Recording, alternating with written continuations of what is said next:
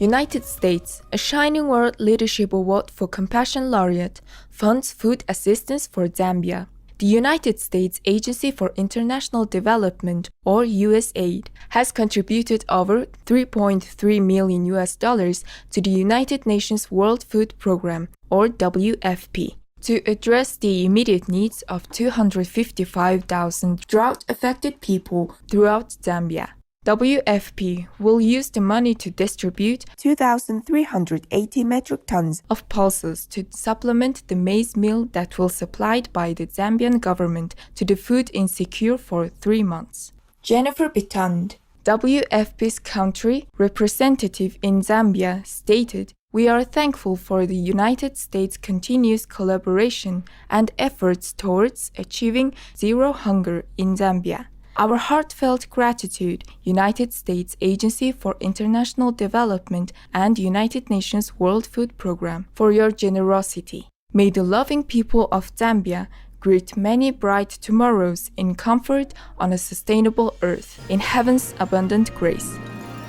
Turkish charity provides school for displaced in Syria. The Turkish Diyanet Foundation, or TDV, with assistance from the Pakistani non-profit Bayat Es Salam Foundation, recently opened a school in the village of Kah in Syria's Idlib province. It will serve 500 children living in area camps for internally displaced persons and provide education from the preschool to high school level. TDV will also build 100 homes in Idlib for displaced Syrians to provide them with more comfortable living conditions. Our loving appreciation, the Turkish Diyanet Foundation and Bayat Es Salam Foundation, for your kind support of the Syrian people. May your caring actions help those who have been uprooted find more stable and fulfilling lives. In the grace of Allah. New European solar installations grew by over 100% in 2019. The solar capacity installed by members of the European Union, a Shining World Leadership Award for Peace recipient, and the Shining World Leadership Awards for Compassion and Unconditional World Care laureate, during 2019 was 16.7 gigawatts, or more than double that of 2018. In 2019, Spain added 4.7 gigawatts, with Germany, the Netherlands, France, and Poland following in descending order of the amount of power brought online. The EU's solar generation capacity is now 131.9 gigawatts and forecast to continue increasing as photovoltaic panel costs fall and the bloc moves toward achieving carbon neutrality by 2050. Way to go, European Union and member states, on your rapid actions to benefit the climate. May Europe reach carbon neutrality before 2050. And may your green energy projects encourage other nations to also quickly address global warming in divine wisdom.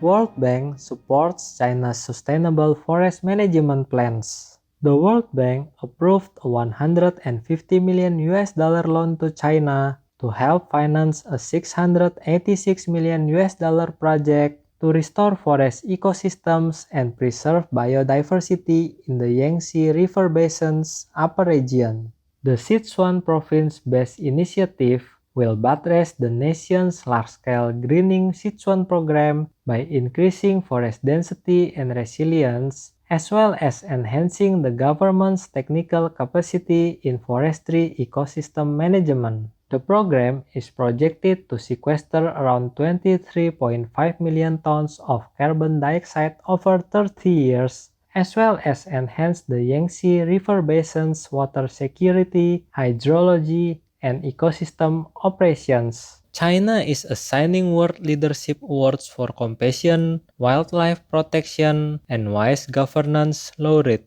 Many thanks, World Bank and China, for your efforts to restore, protect, and fortify China's majestic natural areas. In heaven's glory, may the revitalized river basin provide a safe home for countless beings, as well as inspire all visitors with its beauty. Project boosts Samoa's immunization efforts. The United Nations Children's Fund, or UNICEF, and Samoa are collaborating to strengthen the country's immunization rate and improve the safe delivery of heat-sensitive vaccines. The Asian Development Bank, or ADB, is financing the project with a $1.4 million grant with up to $3.7 million available from UNICEF's Vaccine Independence Initiative for inoculant purchases contingent on Samoa meeting certain benchmarks. The ADB's vaccine program also includes the Pacific Island nations of Tonga, Tuvalu, and Vanuatu, and will benefit 580,000 people. Immunization activities in the 4 states will be bolstered through investments in equipment upgrades to facilitate proper storage and transportation of vaccines, clinical training and reporting systems to enhance each government's inoculation program's effectiveness. Our gratitude for your public health supporting measures, United Nations Children's Fund, Asian Development Bank, and Samoa. May God forever bless the pure Samoans with optimal health and well-being. United Kingdom sees vegan food product launches increase. According to a recent report by the UK-based market research firm Mintel, in 2019, 23% of all new food items introduced in Britain were labeled as vegan, an increase from 17% in 2018.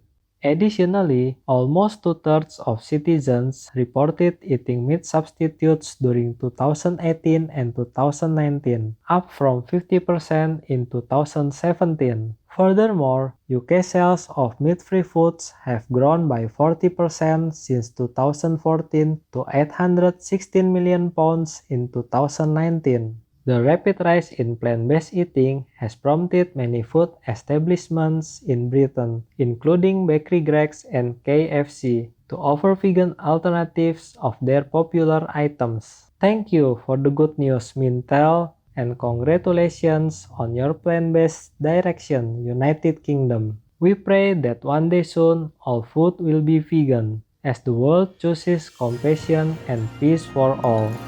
Fish species recovery in Cayman Islands credited to stakeholder cooperation. Between 2003 and 2015, the Nassau grouper's population in the Little Cayman Islands waters more than tripled after scientists, conservationists, and government authorities teamed up on behalf of the once plentiful species. To support the critically endangered grouper, a victim of overfishing, the Cayman Islands government enacted decisive measures, including a fishing ban in areas populated during the winter spawning season, and later implementing a total prohibition on grouper fishing between December and April.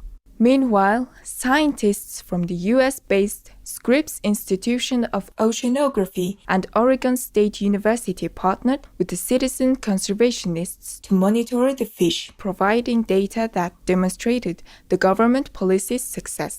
Kudos Cayman Islands government and all participating institutions and individuals. May all of God's precious beings be lovingly cared for to preserve the amazing diversity of our blessed planet.